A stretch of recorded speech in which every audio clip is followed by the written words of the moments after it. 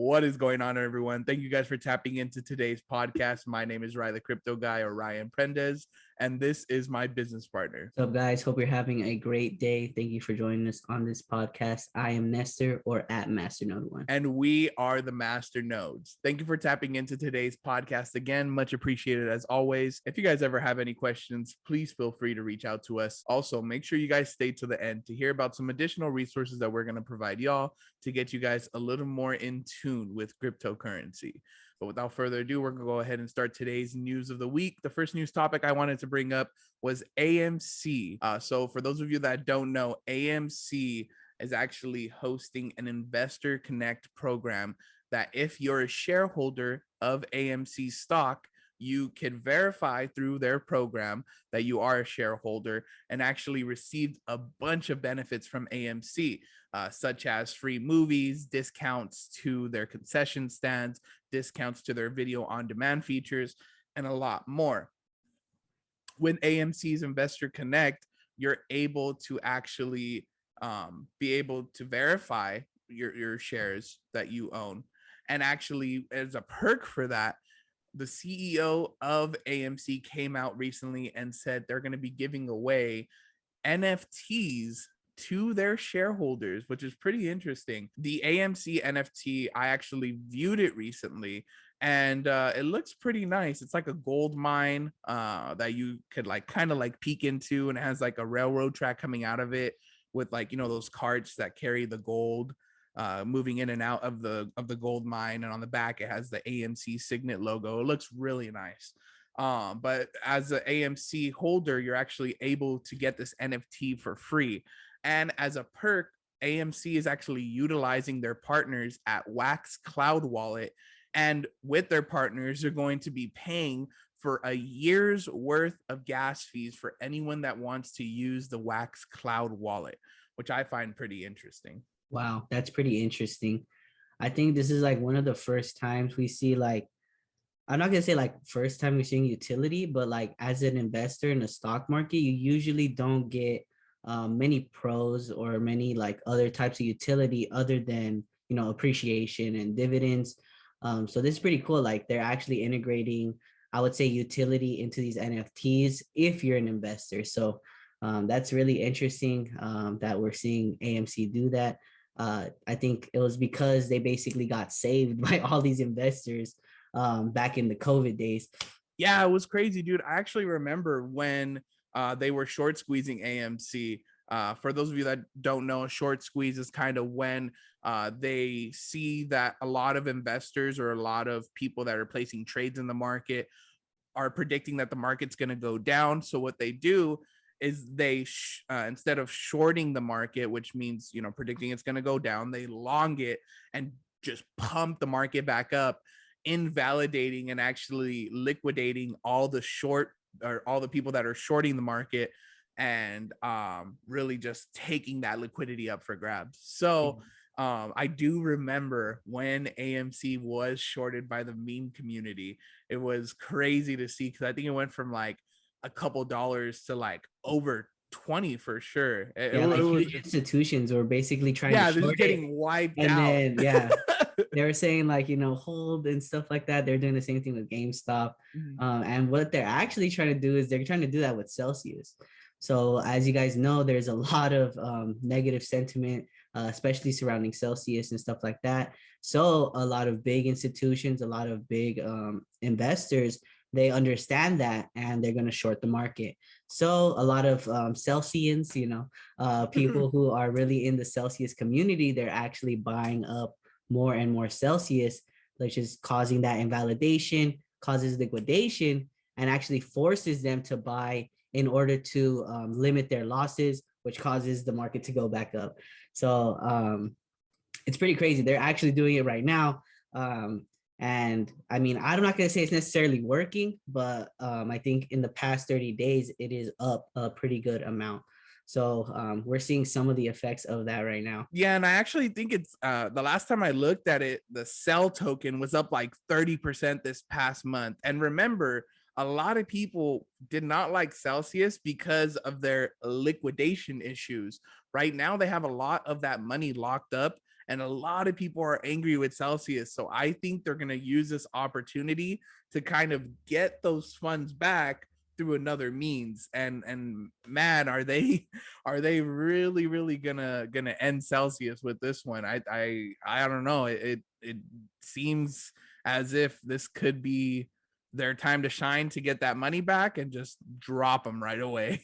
Yeah, like I think with the AMC being saved, they're trying to save Celsius too. And I think Celsius itself is trying its best to get more liquid. Celsius is literally trying to pay back some of the stuff that they had locked.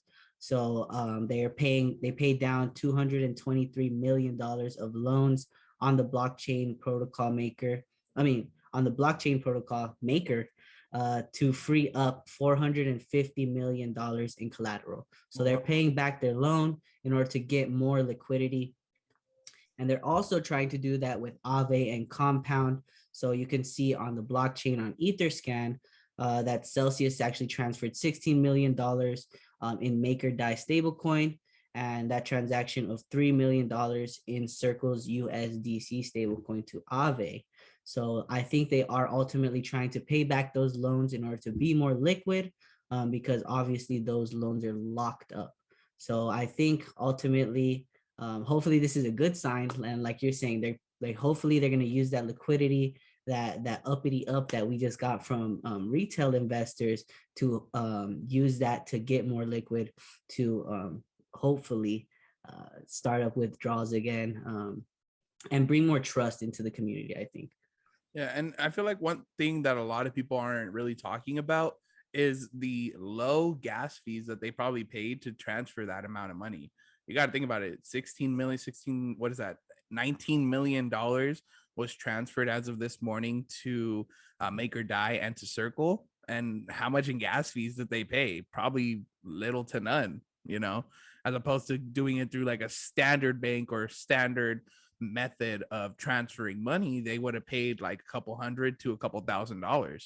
Yeah, like even the standard transaction fee of 3%. Imagine 3% of 3 million or 3% of 16 million. Yeah, that's a big chunk of change amount just to move actually, some money. I'm curious about how much that would even be. That's $480,000 that they would have paid. That's just 3% of the 16 million from MakerDAI. Like that's wow, that's crazy to think about. Even just paying a couple thousand at that point would do nothing compared to paying almost $500,000. Yeah, that's crazy to think about. That is wild. And another thing I wanted to talk about that was pretty wild was Elon Musk backing out of his Twitter deal. So this past week, we saw Elon Musk come out and say that he was no longer interested in purchasing Twitter. And as a matter of fact, Twitter retaliated by saying they are going to sue Elon Musk. Man, they got to get a line because there's a lot of people in line that are waiting to sue that man. But I think that when it comes to Elon Musk, a lot of people, see him as like this mean god and lead in the finance space. But we got to understand, he's just a person. And he's when he looked at some of the things that he wanted to focus on with Twitter, most importantly, he wanted to focus on the amount of bots that held accounts in Twitter. They just weren't giving him that information. And I think they were withholding a lot of information from him. And once he was able to see kind of what was going on behind the scenes, he really didn't like what he saw and kind of just went out of it. However, Twitter has every right to want to sue Elon Musk, and I wouldn't blame them. Yeah, I mean, he was trying to make, freedom of speech and like trying to basically make it so that anybody can say what they want on Twitter, which I don't think is necessarily a bad thing. But when you can hide behind bots and hide behind, basically fake accounts, like how is there any accountability for that? Mm-hmm. And I think that's where we're getting into the whole decentralized space of like having a decentralized social media where your wallet is directly correlated to you and it's all publicly accessible. Well, this could do a lot of things, have more accountability, make sure everything's transparent.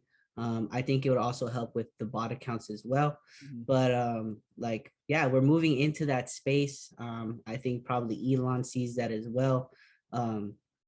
But only time will tell. We have DSO, which is a decentralized social media platform as well that they're actually launching. But we're getting there. We're trying little by little to get into this decentralized Web3 version of all these different applications that we have. And I think it's just positive sentiment to where we're going in the space. I am ultimately still bullish on crypto. Right now, we're obviously in a bear market, but this does not stop innovation at the end of the day. Yeah, we've been in this bear market for about 6 to 7 months now. And let me tell you guys, my portfolio is feeling it desperately. I was looking at how much I had in my portfolio last year versus this year. Decimated. Tough times indeed. But that kind of wraps up today's podcast. Thank you guys for tapping in. Much appreciated. As always, remember to follow and subscribe to our social media accounts to stay up to date with us. Mine is at Rye the Crypto Guy. My boy's Nestor is at Masternode1. Make sure to also follow the Masternodes accounts at Instagram, Facebook, LinkedIn, TikTok, and Twitter, all at the Masternodes. Our visual podcast experience can be found on YouTube, and our audio podcast can be found on Spotify, Google Podcasts, Apple Podcasts, Stitcher, and all your other favorite podcast sources. Visit our website, www.themasternodes.com, and subscribe to our email list to receive the latest and greatest cryptocurrency information. Absolutely, guys. Thank you for joining us. We also have a couple of other opportunities for you to get more involved in the space. One of them being our Discord group chat. We're on there every single day, giving you news articles, market rundowns, and the works so that you can be more informed in this space. We also have an opportunity for you guys. The Masternodes partnered with I Am a Mastery Academy. They are a multi-million-dollar corporation that is global. And you know what? That will get you from A to Z in terms of cryptocurrency, making your first wallet, investing into value. They're going to teach you how to go into liquidity pools, earning passive income, NFTs. They're everywhere in this space. If you want to be a part of our team, with that, you can always shoot us a DM at any of our social media accounts. And as always, have a great day and choose kindness. Thank you guys for tapping in again. Much appreciated as always, and bless up. Here at the Masternodes, we are not making any claims as to income you may earn. Before entering any agreement, please use caution and seek the advice of a professional advisor, such as attorney or financial advisor. Please ensure your own research is done before investing any money into the market.